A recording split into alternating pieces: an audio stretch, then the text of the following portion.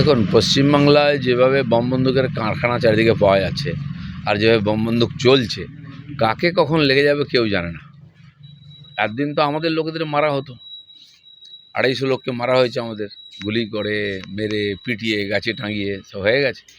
এখন সমস্ত সেই দুষ্কৃতকারীরা টিএমসির মধ্যে ঢুকেছে। এখন ভাগবাঁটোয়ারা নিয়ে শুরু হয়ে গেছে। এত ব্যাপক দুর্নীতি আর ভাগবাঁটোয়ারা, কম বেশি হলেই মেরেছে। তারাই প্রতিনিধি হয়ে গেছে, চেয়ারম্যান, কাউন্সিলর, এমএলএ, এমপি হয়ে গেছে।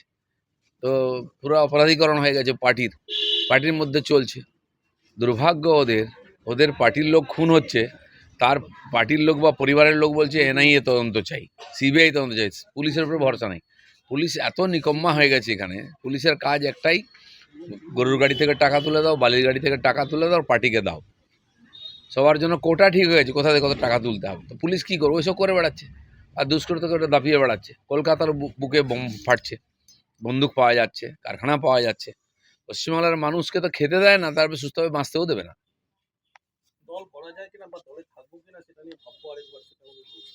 একদিন ভাবেননি কেন? ভালো কামাই হচ্ছিল, ভালোই চলছিল। গুন্ডা পুষেছেন, খালি আমাদের গুলি মারবে?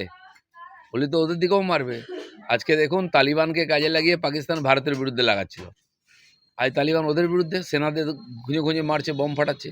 তো হিংসা আর এই ধরনের কাজ কখনো শান্তি আনে না সমাজের বুকে।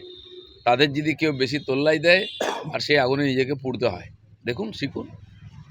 ট্যাপ কেলেঙ্কারি রাজ্য ছাড়িয়ে এবার সারা দেশ প্রায় বিভিন্ন রাজ্য থেকে খবর পাওয়া যাচ্ছে ট্যাপ কেলেঙ্কারি, কি বলবেন? দেখুন, এই ধরনের সরকার যারা দান খয়রাতি করে জেতে, এই টাকার কোনো মা বাপ থাকে না। যাদের হাত দিয়ে যায় তারাই খায়। কিন্তু পশ্চিমবাংলার মতো এত ব্যাপক দুর্নীতি, কোথাও কোনো রোকটোক নাই।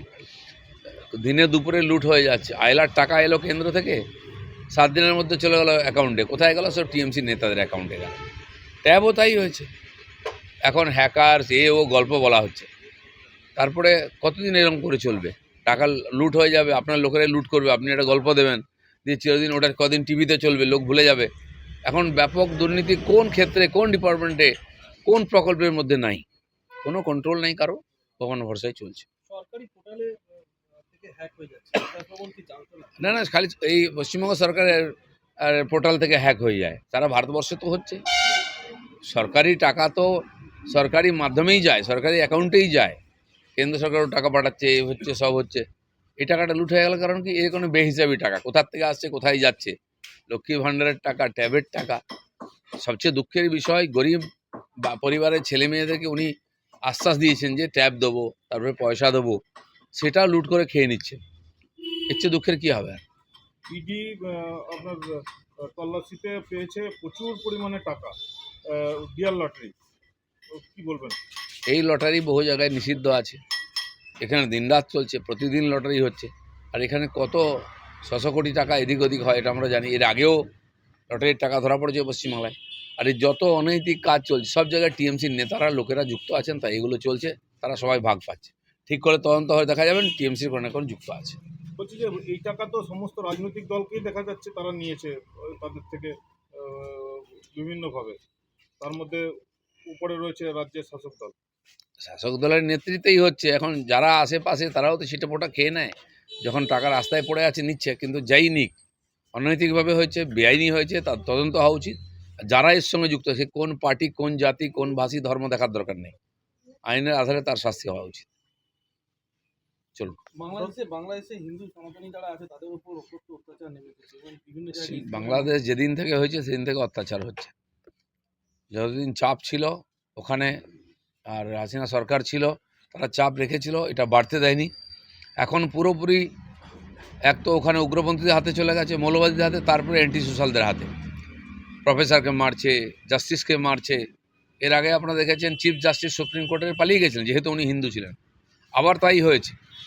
সবাইকে টার্গেট করা হচ্ছে, খুন করা হচ্ছে, হিন্দুদের তাড়িয়ে দিয়ে সম্পত্তি দখল করা হচ্ছে। আর কারা করছে? তারাই সরকার চালাচ্ছে, ওখানে কোনো কন্ট্রোল নেই। ট্রাম্প পর্যন্ত এটা নিয়ে টুইট করছেন যে হিন্দুদের উপর অত্যাচার হচ্ছে। কী ধরনের বক্তব্য বলা হয়েছে ওখানে? ইসকনকে বন্ধ করো। যে ইসকন সারা দুনিয়াতে শান্তি প্রেমের বাণী ছড়াচ্ছে, তাকে বন্ধ করতে হবে, কারণ ওখানে টেরোরিজম চাই। তো ক্ষতিটা বাংলাদেশেরই হচ্ছে।